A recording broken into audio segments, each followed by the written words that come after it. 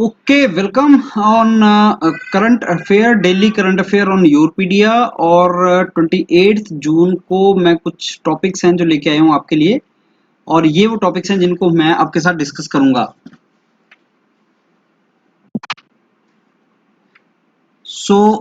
जून की मैंने आपको पहले भी लिस्ट दी थी एक कि सबसे इम्पोर्टेंट कौन से डेज हैं जून में। तो 26 June international day against drug abuse and illicit trafficking. ये 26 जून उसके लिए डे इम्पोर्टेंट है। सरदार पटेल के नाम पे एक नया अवार्ड कंस्टिट्यूट हुआ है जिसका नाम है नेशनल यूनिटी अवार्ड। क्या है ये अवार्ड, इसके बारे में थोड़ा देखेंगे। Statue of unity, statue of unity Sardar Patel की स्टैच्यू है, वर्ल्ड की सबसे टॉल स्टैच्यू है। इसके बारे में थोड़ा सा इन्फॉर्मेशन लेंगे। और इसी का नाम स्टैच्यू ऑफ यूनिटी का स्टैच्यू ऑफ लिबर्टी जैसा लगता है जो न्यूयॉर्क के अंदर है यूएस में, उसकी बात करेंगे, उसका इन्फॉर्मेशन गैदर करेंगे। अभी रिसेंटली कुछ मॉन्यूमेंट्स को तोड़ा जा रहा था यूएस के अंदर। President Trump was very much against, उनको अच्छा नहीं लग रहा था वो। तो उन्होंने एक बहुत strong executive order, strong means punishment strong होगी उसके लिए, जो ऐसा करेगा वो निकाला है। यूसुफ मेमन जो एक नासिक जेल में थे, और 1993 जो बॉम्बे में बम ब्लास्ट हुए थे उससे उससे साथ रिलेटेड हैं ये। उनकी डेथ हो गई है। सो ये मैं आपके साथ डिस्कस करूंगा। मार्क जुकरबर्ग, फेसबुक चीफ, उनको लॉस हुआ है बिकॉज कंपनीज ने फेसबुक पे ऐड लगाना बंद किया है। क्यों बंद किया वो हम देखेंगे। अब इंडिया और पाकिस्तान के बीच में कुछ इशू जो चल रहा था, ये करतार कॉरिडोर एक है जो इंडिया और पाकिस्तान के बीच में एक 6.5 किलोमीटर 6.5 किलोमीटर का कॉरिडोर है, कनेक्ट करता है दोनों कंट्रीज को। तो उसको बंद कर दिया गया था मार्च में कोविड के चलते। अब दोबारा इसको खोलने की बात की है पाकिस्तान ने कि हम इसको खोल देंगे। और ऐसा इसलिए हुआ है बिकॉज इंडिया और पाकिस्तान के बीच में कुछ रिलेशंस खराब चल रहे थे पिछले कुछ टाइम से। तो उसी के बारे में डिस्कस करेंगे। और इंडस वाटर ट्रीटी की बात हुई इसी के बीच में, तो इंडस वाटर ट्रीटी इंडिया और पाकिस्तान के बीच में उसका थोड़ा डिस्कशन आपके साथ करूंगा। तो जल्दी से कर चलते हैं, जो इन्फॉर्मेशन हमें चाहिए वो बाकी आप ये पीडीएफ को पढ़ें डिटेल में, लेकिन सबसे इंपॉर्टेंट इन्फॉर्मेशन मैं आपके साथ डिस्कस करता हूँ। 26 June international day against drug abuse and illicit trafficking है। और मैंने आपको 21 जून बताया था जो इंटरनेशनल योगा डे है। 26 June international day against drug abuse and illicit trafficking है। यूनाइटेड नेशन जनरल असेंबली ने इसको डिक्लेयर किया था कि ये डे रहेगा against drug abuse. So society should be free from drug abuse. इस साल का जो थीम है वो है better knowledge for better care. ये थीम याद करना बड़ा जरूरी है, डे कौन सा है ये इंपॉर्टेंट है। और better knowledge for better care ये इसका थीम है। और ये इम्प्रूव थीम ये शो करता है कि वर्ल्ड में ड्रग्स प्रॉब्लम का नॉलेज होना चाहिए लोगों को कि ड्रग्स कितनी गंदी चीज है, और उसके साथ लोगों को इससे दूर रहना चाहिए। अब नेक्स्ट न्यूज में चलते हैं। Sardar Patel national unity award एक highest civilian award in the field of unity and integrity of India. Sardar Patel India के पहले होम मिनिस्टर, पहले वाइस प्राइम मिनिस्टर रहे हैं, और आयरन मैन ऑफ इंडिया इनको बोलते हैं बिकॉज इन्होंने इंडिया को as a country, princely states को इंटीग्रेट करके इंडिया के अंदर मर्ज करके India as a country create करवाया था 1947 में। तो इनका वो contribution India always will remember. और उनके लिए नाम पे ही unity award, unity and integrity की फील्ड में सबसे बड़ा अवार्ड सरदार पटेल के नाम पे है। और ये ministry of home affairs basically nomination करता है इसका, होम मिनिस्ट्री इसके लिए करेगी क्योंकि ये होम मिनिस्टर थे इंडिया के पहले। तो ये सबसे नया सिविलियन अवार्ड इंडिया में दिया गया, highest civilian award for contribution to unity and integrity. और सबसे पहला अवार्ड 31 अक्टूबर 2019 को डिक्लेयर हुआ था। और नॉट मोर देन 3 पर ईयर्स, और हर साल ये आपके नॉमिनेशन बुलाए जाएंगे। मेडल मिलेगा, साइटेशन मिलेगा, मॉनेटरी ग्रांट नहीं है जैसे कुछ में मॉनेटरी ग्रांट होता है। जैसे मैंने आपको बताया था राजीव गांधी खेल रत्न अवार्ड में 7.5 लाख है, अर्जुन अवार्ड में 5 लाख है। तो किस अवार्ड में कितना पैसा होता है वो भी एक इंपॉर्टेंट इन्फॉर्मेशन होती है। Not to be conferred posthumously, कोई आदमी जिसकी डेथ हो गई है उसको इसको नहीं देंगे, वेरी वेरी रेयर केसेस में ऐसा होगा। और ये प्रेसिडेंट साहब देंगे हर साल। तो ये इसका एक इंपॉर्टेंट इन्फॉर्मेशन है।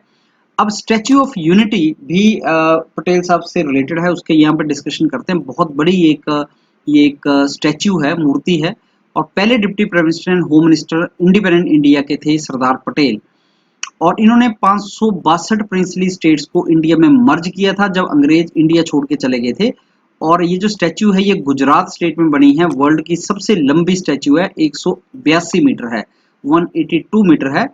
और ये सरदार सरोवर डैम की तरफ इसका मुंह है और ये रिवर नर्मदा की तरफ देखती है।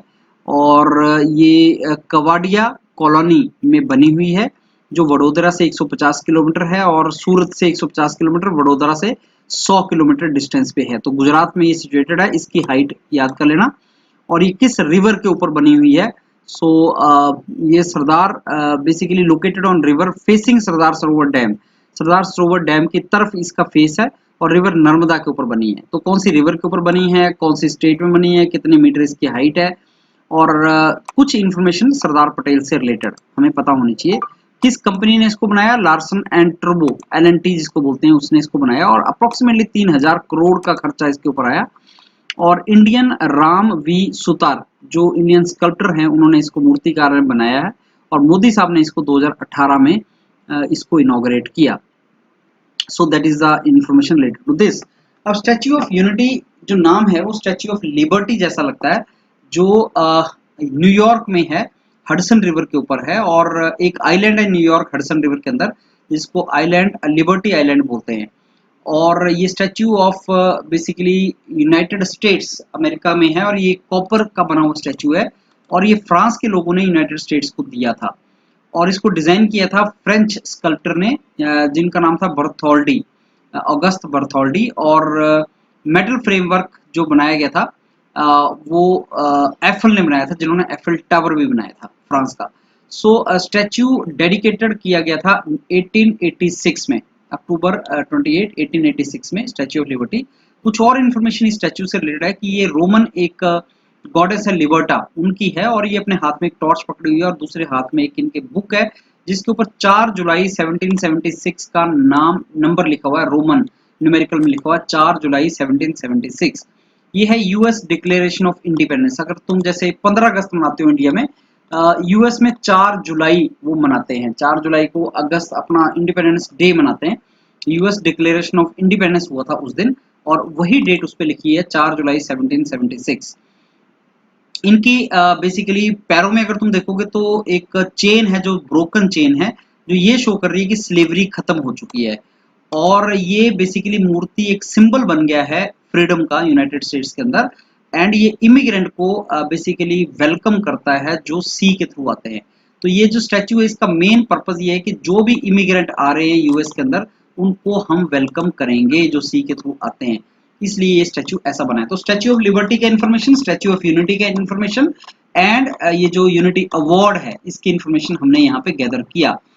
अब आगे चलते हैं नेक्स्ट इन्फॉर्मेशन की तरफ और वो है ट्रंप साहब ने जो एग्जीक्यूटिव ऑर्डर निकाला है। वो किस चीज का एग्जीक्यूटिव ऑर्डर है? जो भी मॉन्यूमेंट्स, मेमोरियल, स्टैच्यू, मूर्तियों को तोड़ेगा उसके अगेंस्ट ये ऑर्डर निकाला है। पीछे से लोगों ने व्हाइट हाउस के पास प्रेसिडेंट एंड्रयू जैक्सन की मूर्ति को तोड़ दिया था, तो उससे ये काफी गुस्से में थे ट्रंप साहब। उन्होंने बोला था कि इसके अगेंस्ट हम एक लॉ लेके आएंगे। ये सब तब स्टार्ट हुआ जब जॉर्ज फ्लॉयड की डेथ हुई, जो अफ्रीकन अमेरिकन थे और उनकी जेल में डेथ हुई और पुलिस एट्रोसिटीज एंड रेसिज्म का फिर लोगों ने प्रोटेस्ट किया।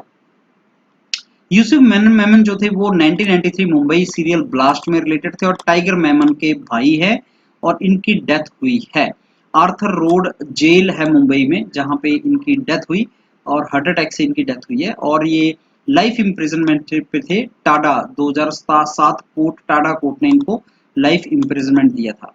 1993 में मुंबई में बम ब्लास्ट हुए थे जिनमें काफी लोग मारे गए थे। जो इनका एक ब्रदर था याकूब, इनका नाम है यूसुफ मेमन, और याकूब मेमन जो थे उनको डेथ सेंटेंस मिली थी और उनको 2015 में फांसी लगा दी थी। नेक्स्ट न्यूज है मार्क जुकरबर्ग जो फेसबुक के चीफ हैं और अब बहुत सी कंपनीज ऐसी हैं जो इनमें एडवर्टाइजमेंट नहीं कर रही हैं फेसबुक के ऊपर और उससे कंपनी को लॉस हुआ है। क्यों नहीं कर रही है? यूनिलीवर एक बहुत बड़ा एडवर्टाइजर है कंपनी और उसने भी बॉयकॉट किया है सोशल नेटवर्क का। ऐसा क्यों किया है? क्योंकि वो ये बोल रहे हैं कि फेसबुक वगैरह पे लोग हेट स्पीच डाल रहे हैं, लोग ऐड डाल रहे हैं जो हेट स्पीच है और फेसबुक इसको कंट्रोल नहीं कर पा रहा है। तो सोशल साइट्स जितनी भी हैं, चाहे वो आपका यूट्यूब है, चाहे वो व्हाट्सएप है, चाहे वो आपका फेसबुक है, इसके ऊपर कुछ कंट्रोल होना जरूरी है। मार्क जुकरबर्ग पहले भी कांग्रेस के सामने अपने आप को इन्होंने प्रेजेंट किया था, यूएस पार्लियामेंट के सामने, जब लोगों की प्राइवेसी को लेके कुछ डाउट उठे थे। तो ये फेसबुक का ये दूसरी बार ऐसा हुआ है, मार्क जुकरबर्ग को फेस करना पड़ रहा है कि लोग अब ये बोल रहे हैं कि आप इसको कंट्रोल नहीं करते हैं। तो डाटा का कंट्रोल एंड जो इसके ऊपर फेसबुक पे लिखा जा रहा है उसका control is important. So miss information नहीं होनी चाहिए। और जितने भी अब इन्होंने उसको कंट्रोल करने के लिए कुछ बोला है कि अब जब भी इंफॉर्मेशन कोई आएगी तो जो भी कंपनी इस पे एडवर्टाइजमेंट करेगी उनको अपने पोस्ट यहाँ पे पहले से इंफॉर्मेशन डालनी पड़ेगी। नेक्स्ट न्यूज है, पाकिस्तान ने करतारपुर कॉरिडोर खोल दिया है। और ये तब हुआ जब इंडिया ने पाकिस्तान को बोला भाई तुम अपने जो मिशन है, जो चीफ कमिश्नर, जो इसका चीफ कमिश्नर का ऑफिस है, वहां की डाउन साइजिंग करो, तुम भी अपने डिप्लोमेट कम कर लो, हम भी अपने डिप्लोमेट कम कर लेते हैं, हमें तुमसे बहुत ज्यादा डिप्लोमेट रिलेशन नहीं रखने हैं। तो इंडिया जो है पाकिस्तान के बहुत ज्यादा अच्छे रिलेशन तो कभी भी नहीं रहे हैं, लेकिन ये आर्टिकल 370 जब अगस्त 2019 5 अगस्त 2019 को एब्रोगेट कर दिया गया था, उसके बाद से रिलेशन और भी खराब हुए हैं। सो अपना गुडविल जेस्चर देने के लिए पाकिस्तान ने क्या किया कि अभी आपने जो सस्पेंड कर दिया था पिलग्रिमेज, ये करतारपुर कॉरिडोर बंद कर दिया गया था, उसको खोलने का पाकिस्तान की तरफ से एक आया है कि हम इसको ओपन कर देंगे। इंडिया भी इसके ऊपर सोचेगा, फिर अपना डिसीजन सुनाएगा। करतारपुर कॉरिडोर बंद क्यों हुआ था? लड़ाई की वजह से नहीं हुआ था, लेकिन ये पेंडेमिक जो कोविड-19 था उसकी वजह से 16 मार्च को इसको बंद कर दिया गया था। एंड करतारपुर कॉरिडोर जो है वो सिखों के लिए एक बहुत ही पिलग्रिम इंपॉर्टेंट एक बेसिकली प्लेस है, ननकाना साहिब है पाकिस्तान में, और इसलिए बहुत ही इंपॉर्टेंट है। पाकिस्तान की तरफ एक करतारपुर इस तरफ एरिया और एक गुरदासपुर के बीच में ये कुछ 6.5 किलोमीटर का यहाँ पे एक कनेक्शन है और रावी रिवर से होता हुआ जाता है। तो डेरा बाबा नानक आप यहाँ पे देखो गुरदासपुर के पास है और ये करतारपुर है, तो इसके बीच में रिवर रावी रिवर बाउंड्री पे जाती है दोनों कंट्रीज की, और ये यहाँ पे एक बेसिकली ये कॉरिडोर है। और पाकिस्तान ने बेसिकली यहाँ पे रिवर रावी रिवर पे पाकिस्तान को एक ब्रिज बनाना था सो दैट ये कॉरिडोर अच्छे तरीके से जा सके, जो उन्होंने नहीं बनाया है। तो अब बारिश जब होगी, मानसून जब आएगा, तो इस लोगों की सेफ्टी भी एक कंसर्न है। 23 जून को इंडिया ने पाकिस्तान को बोला था कि आप अपनी स्ट्रेंथ हाई कमीशन में हाफ कर दो, और सेम जो पाकिस्तान में है हम भी इस्लामाबाद में हाफ कर देंगे। उसके बाद से रिलेशंस को इम्प्रूव करने के लिए पाकिस्तान कुछ ये हमें जेस्चर उन्होंने दिया है। तो करतारपुर कॉरिडोर कहाँ किन जगहों के बीच में है? गुरदासपुर, करतारपुर, रावी रिवर इसमें से फ्लो करती है और क्या इश्यूज हैं? सो ये हमें इम्पोर्टेंट एक चीज है।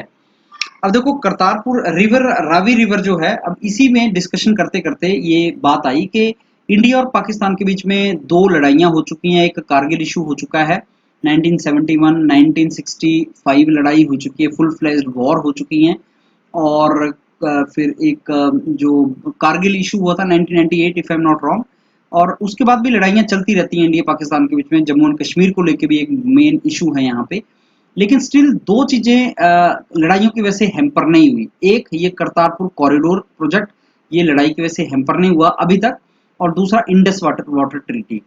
इंडस वाटर ट्रीटी जो है वो भी इंडिया और पाकिस्तान के बीच में इंडस रिवर के वाटर को शेयर करने से रिलेटेड एक ट्रीटी थी जो 1960 में साइन हुई थी। तो करतारपुर साहिब कॉरिडोर भी दोनों कंट्रीज के बीच में एक ऐसा इशू है जो लड़ाइयों से अफेक्ट नहीं हुआ है, जबकि इंडिया और पाकिस्तान के बीच में रिलेशन टर्बुलेंट रिलेशंस हैं। इंडस वाटर ट्रीटी है क्या?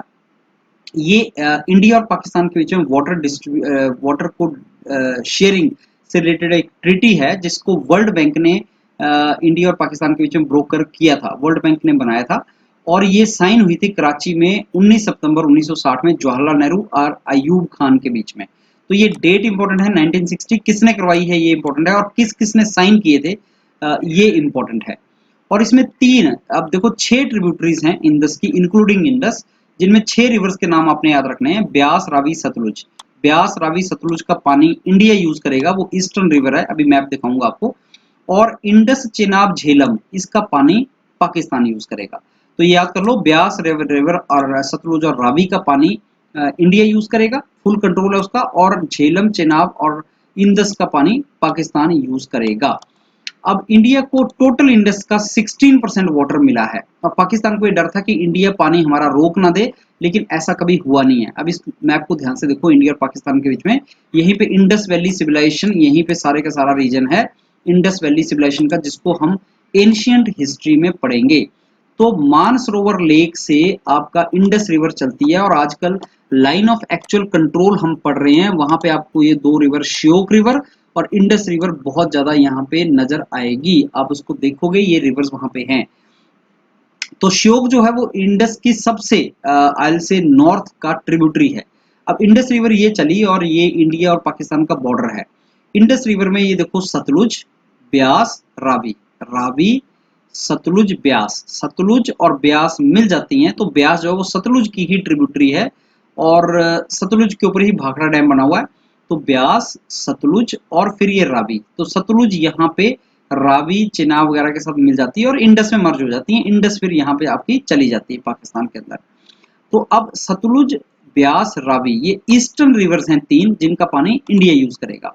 चिनाब, झेलम और ये देखो इंडस, इंडस, चिनाब, झेलम, चिनाब और झेलम भी मिल जाती हैं और चिनाब और रावी मिलती है और फिर चिनाब और सतलुज मिलती है और फिर ये सारा पानी यहाँ चला जाता है। तुम देख रहे हो, झेलम चिनाब में मिल गई, चिनाब रावी में मिल गई, ब्यास सतलुज में मिल गई, सतलुज चिनाब में मिल गई और यहाँ पे इंडस का पार्ट बन गई।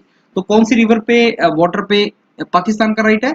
झेलम, चिनाब, इंडस और इंडिया का रावी, सतलुज के ऊपर और चिनाब, रावी, सतलुज, ब्यास के ऊपर इंडिया का राइट है। ये है इंडस वाटर ट्रीटी जो कब साइन हुई थी? 1960 में। अब देखो इंडिया जो है वो वेस्टर्न रिवर्स मतलब इंडस, झेलम, चिनाब के ऊपर लिमिटेड इरिगेशन कर सकता है, लेकिन unlimited power generation, navigation, floating, fish culture वगैरह अनलिमिटेड है। तो इसीलिए जो झेलम रिवर के ऊपर, सॉरी चिनाब रिवर के ऊपर इंडिया एक एक डैम बना रहा था, जो एक मेन इशू है, बाद में डिस्कस करूंगा। चिनाब रिवर के ऊपर एक फ्लोटिंग डैम इंडिया ने बनाया जिसका पाकिस्तान अपोज करता है, लेकिन हम डैम पानी रोकेंगे नहीं। उन्होंने बोला पानी कंज्यूम नहीं करना, रोकना नहीं है, पावर जनरेशन तुम कर सकते हो बिना पानी को रोके, दैट हम कर सकते हैं। तो इंडस वाटर ट्रीटी जो है, इंडिया और पाकिस्तान दो एक ऐसी न्यूक्लियर स्टेट्स हैं जो वर्ल्ड का फ्लैश पॉइंट है, मतलब लड़ाई होती रहती है इन दोनों के बीच में, दो वॉर हुई है इनके बीच में। तो इंडस वाटर ट्रीटी लेकिन एक सक्सेसफुल ट्रीटी है वर्ल्ड ओवर।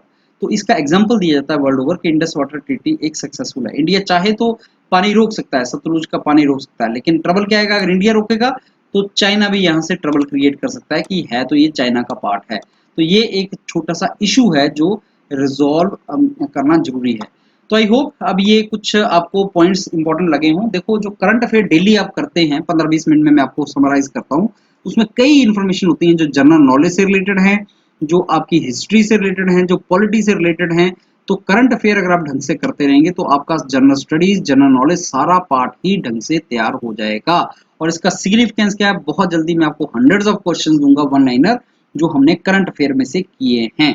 तब तक आप ये देखते रहें, इसका पीडीएफ अपने पास रखें और अपनी फाइल बनाएं और अपना ये सब चीज को नोट करके रखें। Thank you.